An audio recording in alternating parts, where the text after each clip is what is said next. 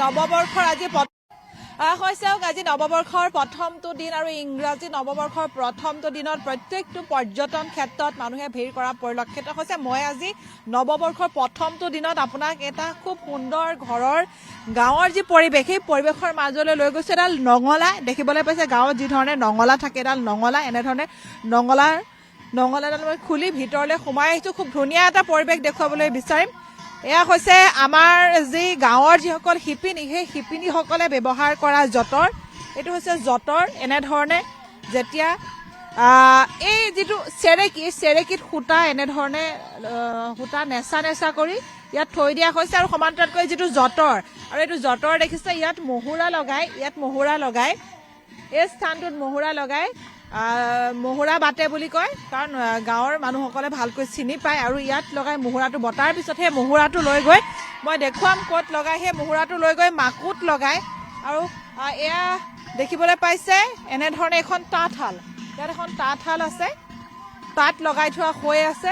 আৰু এয়া যদি আপুনি চাবলৈ বিচাৰে যে গাঁৱৰ যিটো পৰিৱেশ, গাঁৱৰ কেঁচা মাটিৰ গন্ধ থকা যি ঘৰ, সেই ঘৰৰ পৰিৱেশ আমি গাঁৱত থকাসকলে ভালকৈ জানো। কিন্তু গুৱাহাটী মহানগৰীত এনে এখন সুন্দৰ গাঁৱৰ পৰিৱেশ তুলি ধৰিবলৈ চেষ্টা কৰিছে। আৰু এই গাঁওখন যদি আপুনি চাবলৈ আহিম বুলি ভাবে, তেনেহ'লে আপুনি আহিব লাগিব কলাক্ষেত্ৰৰ যি ৰংঘৰৰ বাকৰি আছে, সেই ৰংঘৰৰ বাকৰিলৈ আপুনি আহিব লাগিব। তেতিয়া আপুনি খুব সুন্দৰকৈ গাঁৱৰ যি নিভেজাল, গাঁৱৰ যি পৰিৱেশৰ মাজত যেনেধৰণে যিসমূহ গাঁৱৰ ঘৰসমূহ, সেই ঘৰসমূহ দেখিবলৈ পাব। আৰু সমান্তৰালকৈ দেখিবলৈ পাব গাঁৱত ব্যৱহাৰ হোৱা যিসমূহ গাঁৱৰ মানুহে ব্যৱহাৰ কৰে খেতি বাতিৰ ক্ষেত্ৰত জাপি আছে। এয়া দেখিছে জাপি। সমান্তৰালকৈ কেইখনমান ডলা দেখিছোঁ। সেই ডলাত যেনেধৰণে চাউল ধান বাচিবৰ বাবে, খেতি চপোৱাৰ পাছত ধান চাউল বাচিবৰ বাবে যিসমূহ ডলা ব্যৱহাৰ কৰা হয়, সেই ডলাসমূহতেই বচা হয় বা ধান চাউল জৰা হয়। আৰু সমান্তৰালকৈ আমি গোটেই পৰিৱেশটো দেখুৱাবলৈ চেষ্টা কৰিম। যি সুন্দৰ পৰিৱেশে ইয়াত আচলতে উপস্থাপন কৰিছে, সেয়া হৈছে ভাস্কৰ্য শিল্পী নুৰুদ্দিন আহমেদৰ যি হাতৰ পৰশত এই যি গাঁৱৰ পৰিৱেশ, সেই গাঁৱৰ পৰিৱেশ ইয়াত দেখিবলৈ পোৱা গৈছে। আৰু সমান্তৰালকৈ মই দেখুৱাম এটা ভঁৰাল ঘৰ, যেনেধৰণে আমাৰ গাঁওসমূহত ভঁৰাল ঘৰ থাকে। আৰু সমান্তৰালকৈ এটা মেজি, যিটো খেৰৰ মেজি, আঘোণ মাহৰ ধান চপোৱাৰ পিছত যেতিয়া সেই ধানসমূহ মৰণা মৰাৰ পিছত সেই খেৰসমূহ য'ত ত'ত পেলাই নিদি বছৰটোৰ বাবে সাঁচি থয় গৰু ছাগলীয়ে খাবৰ বাবে, এনেধৰণে মেজি বনাই থয়। আৰু এয়া দেখিবলৈ পাইছে এটা চকা, যিটো আচলতে ঘোঁৰাই যেতিয়া এখন ৰথ, ঘোঁৰাৰ যিখন গাড়ী, ঘোঁৰাৰ গাড়ীত ব্যৱহাৰ কৰা এটা চকা দেখিবলৈ পাইছে। সমান্তৰালকৈ খালৈ, এইটো চেপা, নাঙল, যিটো আমাৰ পথাৰত ব্যৱহাৰ কৰা হয়, এইটো হৈছে নাঙল। আৰু এইপাত হৈছে বিৰিয়া। এই বিৰিয়া পাতত আঘোণৰ পৰা যেতিয়া ডেকাসকলে হওক, তেওঁলোকে দুফালে তেওঁলোকে ধানৰ যি ধানসমূহ লৈ আনে, ধান বান্ধি। আৰু এইখন হৈছে যি নাঙল, যুঁৱলি বা এইসমূহ সকলো সামগ্ৰী ইয়াত আছে। সমান্তৰালকৈ এখন লাহনি, যেতিয়া পথাৰত পানী সিঁচিবলগীয়া হয়, যে পথাৰত বেছি পানী হ'লে মাটি ৰোৱাৰ সময়ত, খেতিৰ সময়ত এই যিখন লাহনি, সেই লাহনি ব্যৱহাৰ কৰা হয়। সমান্তৰালকৈ এখন কোলা আৰু এটা পল, মাছ মাৰিবলৈ ব্যৱহাৰ কৰা এয়া পল ইয়াত আছে। সমান্তৰালকৈ এখন জাকৈ। আৰু আমি দেখুৱাবলৈ বিচাৰিছোঁ ঢেঁকী ঘৰ, য'ত এটা ঢেঁকী আছে, যিটো গাঁৱত দেখা যায় যে বিহু আহি আছে। সেই বিহু অহাৰ লগে লগে পিঠা খুন্দিবৰ বাবে যিটো ঢেঁকী, ঢেঁকীটো এনেধৰণে দিয়া হয়। দেখিবলৈ পাইছে, মই দেখুৱাই দিছোঁ অকণমান। ঢেঁকীটো দিবলৈ হ'লে যিটো এনেধৰণে ঢেঁকীটো দাঙিব লাগে, তাৰপিছত এনেধৰণে ঢেঁকীটো দিয়ে। আৰু এই আগৰ যিটো অংশ আছে, তাত চাউল দিয়া হয়, চাউল গুড়া কৰা হয়, বৰা চাউলৰ পিঠা বনোৱা হয়। ইয়াত খুন্দাৰ পিছত চালনীৰে চালি যিখিনি পিঠা ওলায়, সেই পিঠাখিনি আচলতে তিল পিঠা হওক বা যি তেল পিঠা, সেইসমূহ পিঠা বনোৱা দেখিবলৈ পোৱা গৈছে। আৰু সমান্তৰালকৈ আমি যদি দেখুৱাওঁ, এটা মৌজাদাৰৰ ঘৰ আছে। মূল ঘৰটো এই দেখিবলৈ পাইছে, খুব সুন্দৰকৈ এটা মৌজাদাৰৰ ঘৰ। সেয়া মৌজাদাৰৰ ঘৰ দেখিবলৈ পাইছে। এনেধৰণে খুব সুন্দৰকৈ আচলতে নিৰ্মাণ কৰিছে আৰু মই কৈছোৱে যে ভাস্কৰ্য শিল্পী নুৰুদ্দিন আহমেদৰ হাতৰ পৰশত আচলতে এইসমূহ এনেধৰণে প্ৰাণ পাই উঠিছে গাঁৱৰ যি পৰিৱেশ আৰু সেই পৰিৱেশে প্ৰাণ পাই উঠিছে আমি আৰু কেইবাটাও ঘৰ আছে ছাগলীৰ গঁৰাল সেয়াও আমি দেখুৱাবলৈ চেষ্টা কৰিম আৰু মই যিহেতু কৈছিলোঁ যে এটা ঘোঁৰাৰ যিখন ঘোঁৰা গাড়ী সেই ঘোঁৰা গাড়ীৰ মই চকাকেইটা দেখুৱাইছিলোঁ আৰু এইখনে হৈছে ঘোঁৰা গাড়ী ঘোঁৰাই যেতিয়া আমি বৰ্তমান সময়ত গাড়ীত যিকোনো সা সামগ্ৰী আমি কঢ়িয়াওঁ কিন্তু পূৰ্বে ঘোঁৰাৰ সৈতে ঘোঁৰাৰ টনা যিসমূহ গাড়ী সেই গাড়ীৰ জৰিয়তে যিসমূহ আমাৰ লাগতিয়াল বস্তু সেই বস্তুসমূহ অনা নিয়াৰ বাবে ঘোঁৰাৰ গাড়ী ব্যৱহাৰ কৰিছিলে এইখনে হৈছে ঘোঁৰাৰ গাড়ী দেখিবলৈ পাইছে এনেধৰণে আৰু সমান্তৰালকৈ এটা কুঁৱা আছে যিটো কুঁৱাটো মই অকণমান দেখুৱাবলৈ বিচাৰিছোঁ এটা কুঁৱা আছে যেনেধৰণে কুঁৱাত পানী তুলিবৰ বাবে যিটো বাল্টি আছে সেই বাল্টিও এনেধৰণে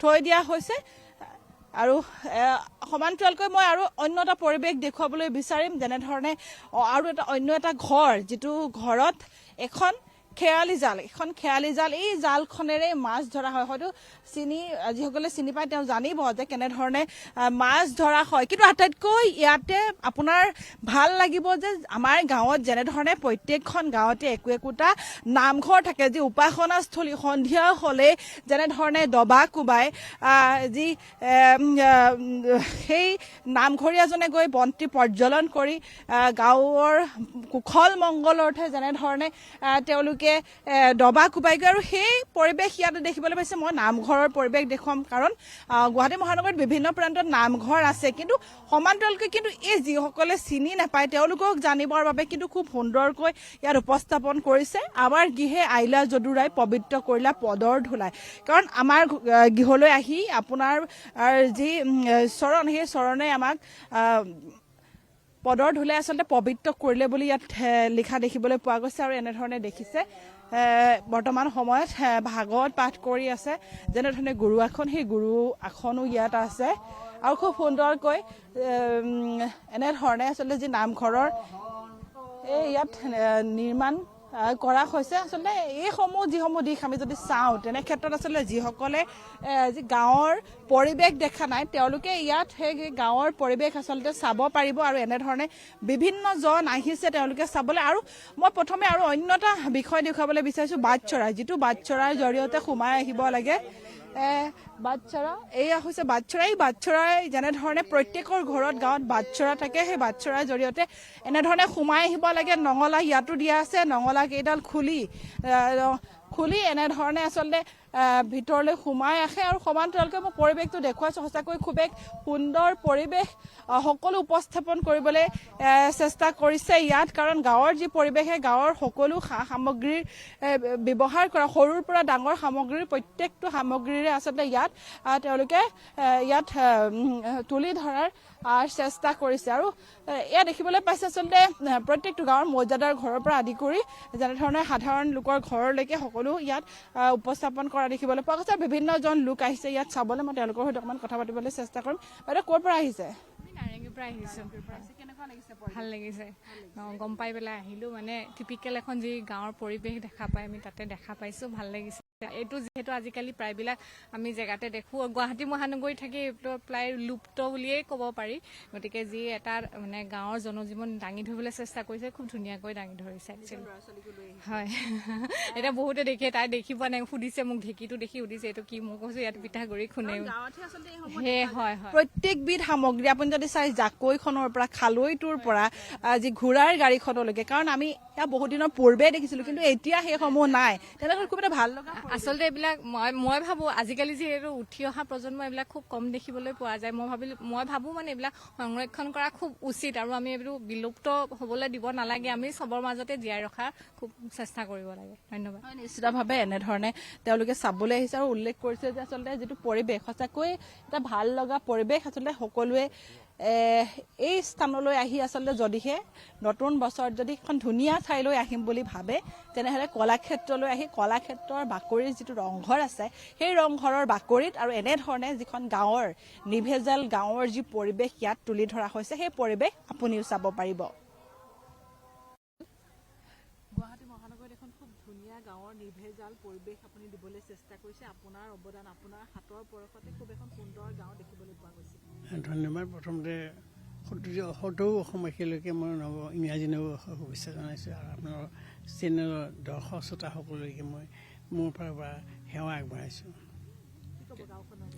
এইখন গাঁওখন আমি আজি কেইদিনমান আগতে খুব কম দিনৰ পৰা কাম কৰিছোঁ, আমি 22 তাৰিখৰ পৰা কাম কৰিছিলোঁ। এই কাম আমাৰ এইটো এবাৰ নতুন চিন্তা এটা কৰিছিলোঁ আমি অকলহাটৰ সচিব আৰু ভাইচ চেয়াৰমেন প্ৰাঞ্জল শইকীয়া, সুদৰ্শন ঠাকুৰ, আমি এটাখিনি মিলি এটা নতুন চিন্তা কৰিছোঁ। নতুন চামে যিটো অসমৰ গাঁও হেৰাই গৈছে, নতুন চামৰ কিবা এটা দেখুৱাবলৈ, বিশেষকৈ সংকীৰ্ণ মহানগৰীৰ ল'ৰা ছোৱালীখিনি পাহৰি গৈছে, অসমীয়া মাক দেউতাকো পাহৰি গৈছে। আমি গাঁৱৰ পৰা আহি গুৱাহাটী মেক্সিমাম গাঁৱৰ পৰা আহে, কিন্তু এই বস্তু নজনা। আমি যিমান পাৰোঁ মই প্ৰয়াস কৰিছিলোঁ অসমীয়া গাঁও এখন কি কি থাকে সেইখিনি আমি ইয়াত যাবলৈ চেষ্টা কৰিছিলোঁ। ইয়াত এতিয়া দেখিব আপুনি নামঘৰ আছে, এখন গাঁৱত নামঘৰটো প্ৰথমে থাকে, তাৰপিছত আমাৰ ভঁৰাল ঘৰ থাকে, ঢেঁকীশাল থাকে, গৰু গোহালি থাকে আৰু বিভিন্ন ঘৰ টাইপবিলাক বেলেগ বেলেগ, প্ৰত্যেকটা ঘৰ প্ৰত্যেক ঘৰ মানুহৰ বেলেগ। এই যে দেখিছে আপোনালোকে এটা অসমীয়া বগা ঘৰটো বিধবাটম আছে, সেইটো আৰ্ভিৰ আমি ইয়াত গাঁওবুঢ়া বা মণ্ডলৰ ঘৰ বুলি চিনাকি হওঁ সেইটো। আৰু লগতে ইয়াত আমি অসমৰ যি মুখা শিল্প আছে তাকো ইয়াত দেখুৱাবলৈ চেষ্টা কৰিছোঁ। অসমৰ গ্ৰাম্যজনে যি বাঁহ বেতৰ কাম কৰি জীৱিকা অৰ্জন কৰে তেওঁলোককো দেখুৱাবলৈ চেষ্টা কৰিছোঁ। লগতে ইয়াত দেখিব আমাৰ এটা গুমটি আছে, এখন সৰু পিঠা পনা দোকান আছে। বিহুৰ আগে যিখিনি পিঠা পনা দৰকাৰ সেইখিনি আমাৰ গাঁৱত এনেকৈ দোকান বিক্ৰী হৈছে, আমি তাত দিব লাগিব। এটা গুমটি আছে, তাত চাহ আমি গধূলি দেখিব আমাৰ যিখিনি পুৰণা আছে, কাটা বিস্কুট, কুকিজ বিস্কুট, মুড়ি লাড়ু, সেইখিনি দোকান এখনৰ ইয়াত কৰিছোঁ।